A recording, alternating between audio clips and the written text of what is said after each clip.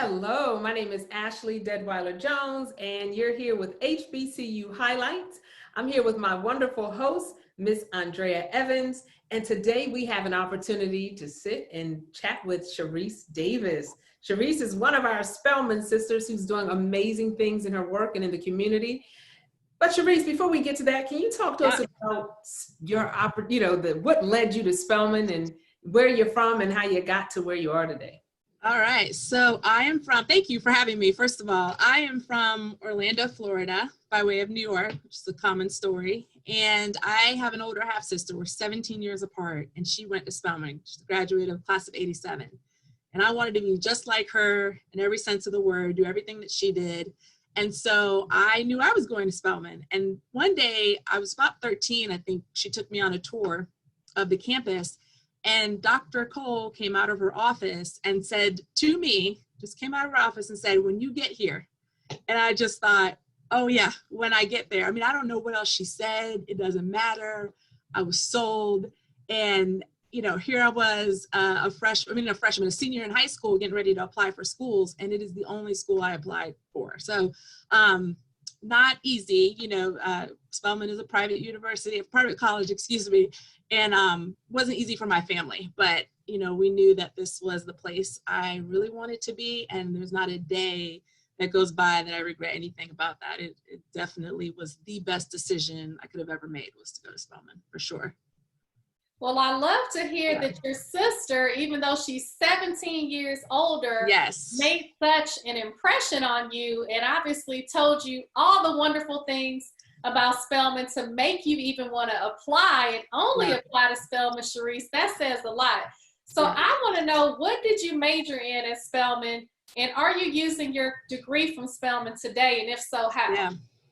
So that was kind of a journey, and a lot of us go through journeys when we're figuring out what to major in, and I just knew I was going to be a doctor. To be a doctor, you really need to have that science and math down.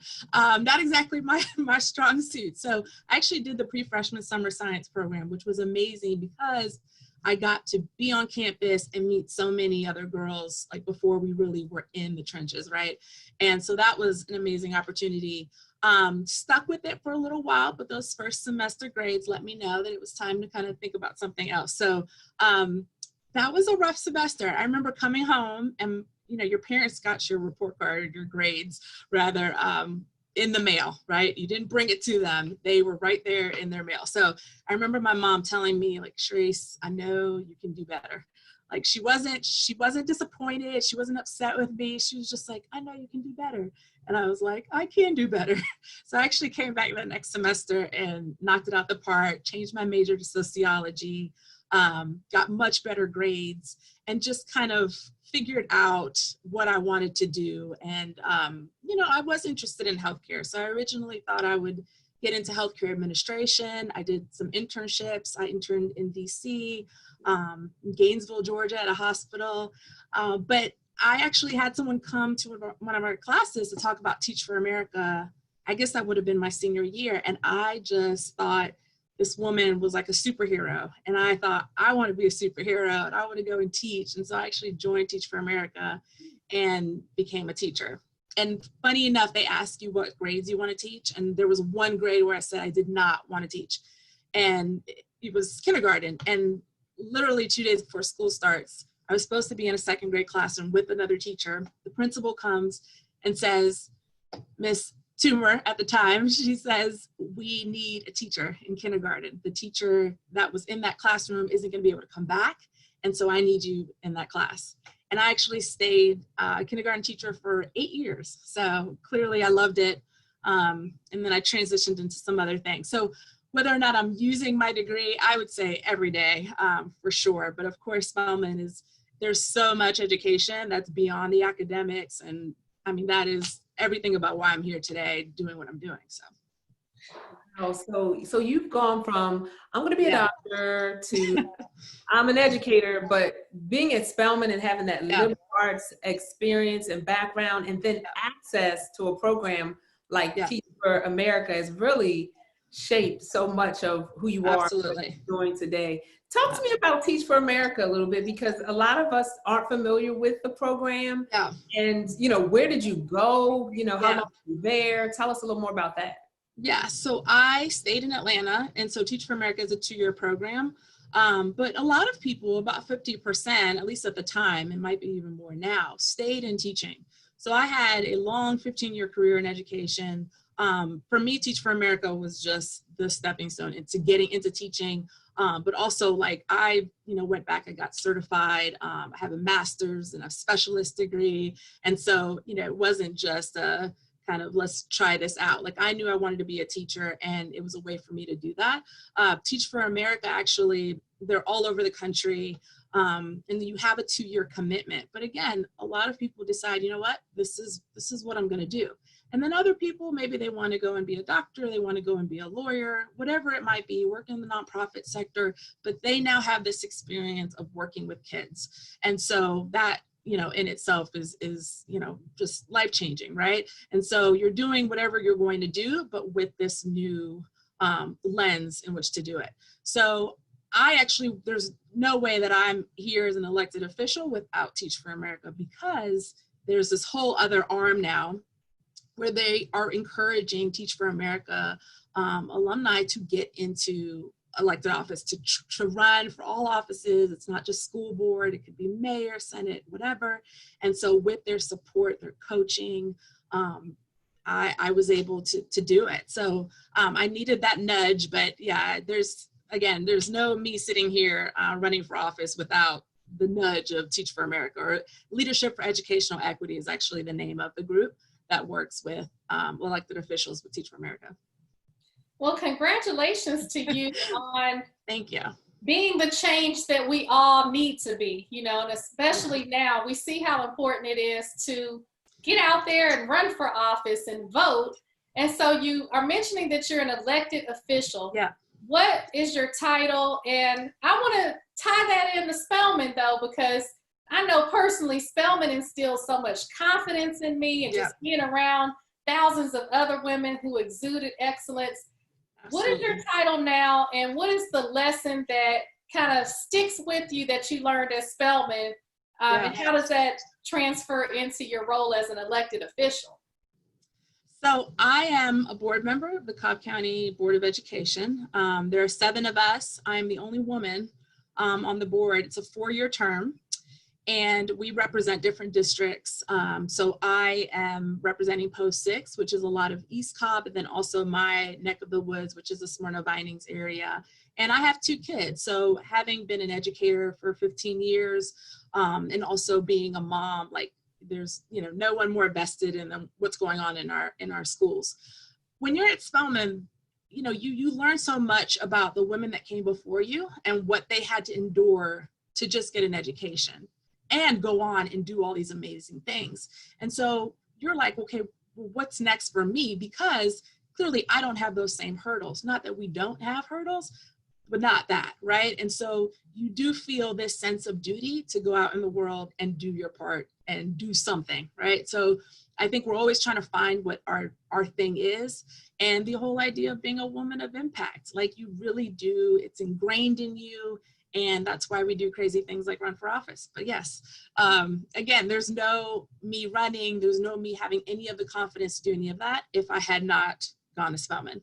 I mean, actually, I wanted to tell you, so I studied abroad my junior year, the second half of my junior year.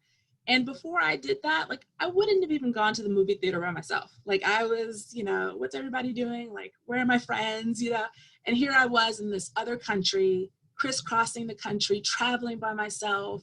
And, I had Dr. Gantz giving me the push to do that and saying, here's some financial resources, don't let that be a challenge. And so, all of these things, they come together, and then they make you who you are. And so certainly having that confidence, I mean, I need it every day. I'm, again, the only woman. There's a lot of guys.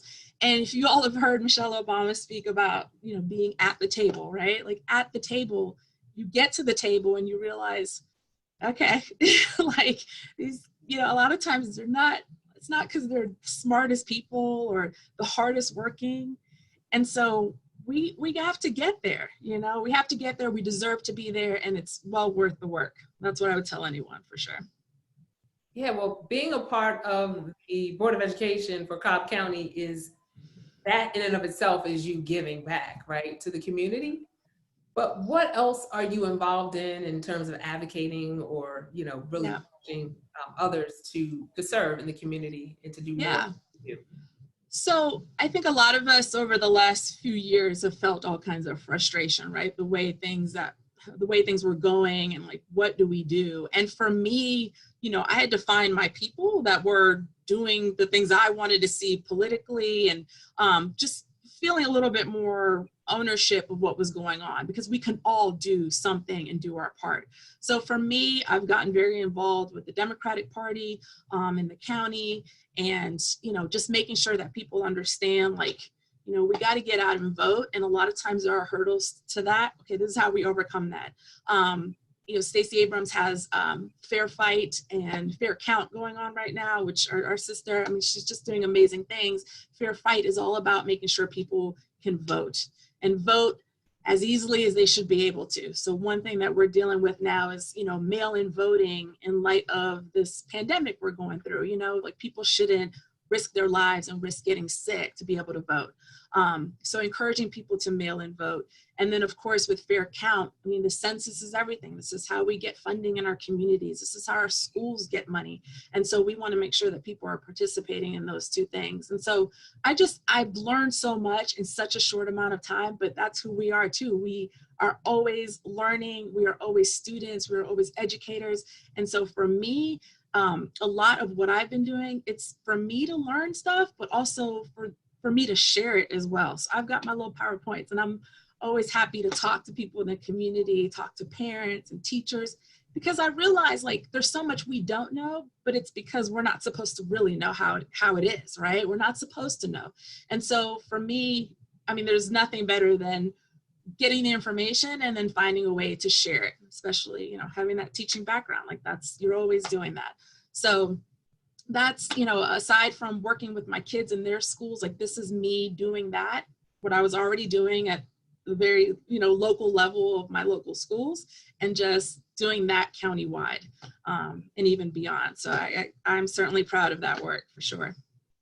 Well, I'm definitely proud of you, Charisse, and I love hearing about your story and your passion for being a change agent in the community. And although, like you said, you have this expertise in teaching and all this experience, you could just say, hey, I'm just going to continue to teach a small group of children, your own children, but you decided to run for office. So was there something that was going on at the time that prompted you to run, or something that pushed you to actually get out there and take the leap of faith with this office that you have? Yeah. So I spoke with someone from that group, Leadership for Educational Equity, and they said, you know, have you ever thought about running for office? And I'm like, no, you know, that's just sounded like some crazy thing. I mean, a lot of times, you know, you might have seen this with some of your children's teachers, where, like, they are so comfortable in front of kids. They'll do cartwheels in front of kids. They get in front of adults, and it's just, you know, a deer in headlights. It's just not their comfortable place, right? So I just thought, that's just not anything in a million years I thought I would do. The person that was asking me about this also said, you know, hey, your board member is coming up for re-election. There's no one running against them. Like, you know, just think about it. And I thought about it, and I got very intimidated. One night, you know, I don't suggest this, it was late at night, and I just went down this rabbit hole of finding videos of my predecessor and him doing debates, and, you know, and I just thought, I can't do that, you know?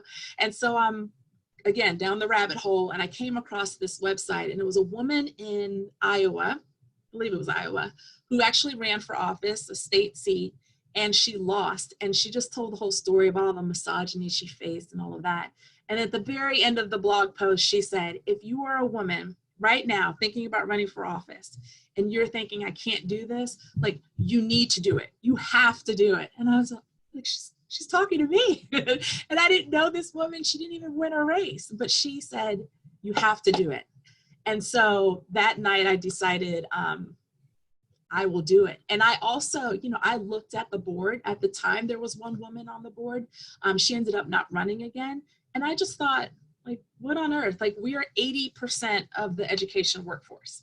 If you ever step foot in a PTA, anything, like, it is the mamas running that. And to think that our education board, our board of education would be, all men, like, no. So if I, in running and doing what I thought was this crazy thing, if that could make that a little bit, just, I'm gonna say more balanced, but it's not balanced, but just make that a reality where there was actually some representation, then I was just gonna do it. Had to get the buy-in from my family. That just means, you're busy and they have to be in it with you. They've got to be there campaigning with you, and the kids have to understand that mom's not going to be home till late a lot of nights, but it was certainly well worth it. I'm only the second woman of color on the board. The first time, it was all the way back in 1992, and that woman was actually a Republican. I've had to go back to the AJC archives, our paper here, to find more about her, because you just won't.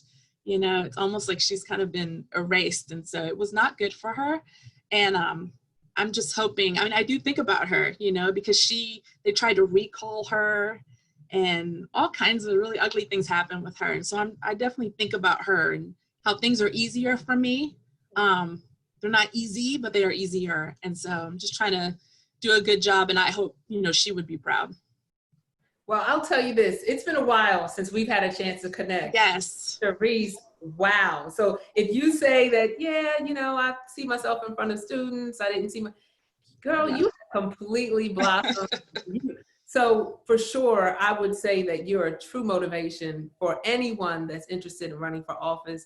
You have stepped out there and you've shown us that it can be done, and done very well. Now, after on the board, is there anything that that you're super proud of, that you've been a part of, any particular change that you fought for that's happened, that you're like, hey, I did that, or I was a part of that process? Absolutely. So one of my campaign goals, just one of the things I talked about naturally, was having been a kindergarten teacher all those years.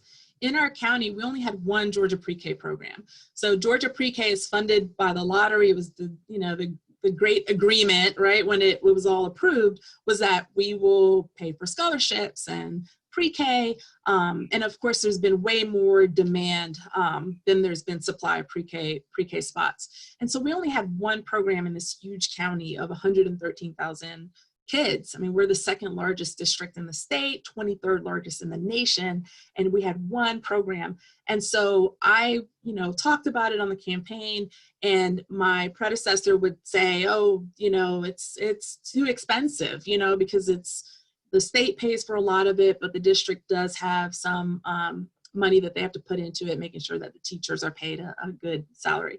So, it was too expensive. And then I just never stopped talking about it. I remember it was really funny. I found out that the application was open. I remember sending it on and being like, hey guys, like, just go ahead and apply. And it's not exactly how it works. And, but sure enough, about a year later and a few months ago, when we were having a meeting, they announced that they would be using some of our underused buildings and putting pre-K centers in them. So we're not going to just have one more class. We're actually going to have a few more classes at a time. And I am beyond excited about that, because as you know, to do a private pre-K program is very expensive, and it means that a lot of kids do not get that experience before they show up for the first day of kindergarten. So in talking about, just getting some of that inequity, like just, making sure that kids have a level playing field to start, I think expanding pre-K is just a no-brainer. So I'm really happy that they listened. And there's been community members as well, like not taking all the credit for that, because the community has been asking for this for a long time. But I think their work over the years, and me coming in as a board member and saying, this is a priority, we have to get this done, let's find a way to get it done. It made it happen. And so I am beyond excited about that. And I just hope we can only grow it more. Well, I'm excited to hear about that initiative, and congratulations, and thank you for being you and for taking that leap of faith and stepping out of your comfort zone, running for office, winning office. I'm talking to a living legend here. So if you don't have a book written about you, you should write it yourself, because you have an incredible story. And so many people, including myself, are inspired by the story that you just told today. And so what can we do to support you? Where can we follow you on social media? And are there any initiatives that we can support you from near or not even in Georgia, just to support what you're doing in the state of Georgia and in Cobb County? Yeah, I mean, as everyone knows, as schools, we're going to have, as the school districts, we're going to have a really hard time in the next, whoever knows how long, just with everything that's going on and budget cuts. And I would just ask anyone, wherever you are, to just be an advocate for your local schools. There are amazing things going on. We don't, the idea of failing schools or achievement gaps, like we're not using that language. I'm not using that language, because we have some amazing things going on in our schools. They just need our support. Teachers are doing great things, and we have opportunity gaps, not achievement gaps. And so I would just, caution anyone to, as they're talking about public schools, like just to be sure that they're talking about a narrative that just actually acknowledges all the great things that are going on in those schools. I am at Davis for Cobb, F-O-R, Cobb, COBB.com. That's my website. And Facebook, Charisse Davis for Cobb Schools, and Instagram at Davis for Cobb. And, I just hope to continue this work. I'm actually not up for re-election until 2022, but I am helping others try to get elected and just making sure that people are voting. You can trust mail-in voting. I know that's oftentimes an issue for folks. It's how I vote, actually, and is such a better option than going into a precinct, especially with the coronavirus going on. So I would say that again, the census, filling out the census, and I do tell people, and I tell this to kids. That's my favorite part of the job is going and speaking with kids, and I always tell them, either run for office or support someone that is. You don't have to be the candidate, and everyone's not going to be the candidate, and that's okay. But there are people who are willing to put themselves out there and get all the criticism and all of that just to make things better for other people. And so please support them however you can, because they need funds to be able to do their work. They also need people to call and knock on doors if we ever get back there again. They just need your support. So please find somebody, if it's not going to be you, that you can support. Well, Charisse, thank you so much for your time today. I know you're busy, especially, with the school system and all the changes that are happening and what's to come and all the ambiguity. None of us know what's going on day in, day out with COVID-19, but taking that faith and giving so many of us the motivation, to possibly run for office, whatever that is. I know if I was in your area, Dal, I would certainly be voting for you in 2022. So thank you for taking time. We appreciate you. We salute you. And, until next time. Thank you, Ashley. Congratulations on everything. And Andrea, thank you so much. Thank you.